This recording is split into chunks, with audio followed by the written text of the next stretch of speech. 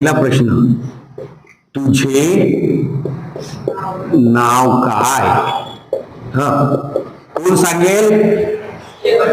हे कोण सांगल? शेवटची संख्या सांगल. हा, सांगल तिचे नाव किती? 8. हा, उत्तर काय आलं? उत्तर आलं 8. तिला दुसरा प्रश्न विचारा का? तुझे अर्धे किती? कोण सांगल? ही सांगल. सांगितली का? किती सांगितली? 4.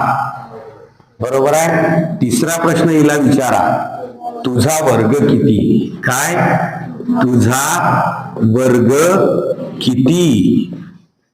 हा, हे सांगल आपला वर्ग किती म्हणते?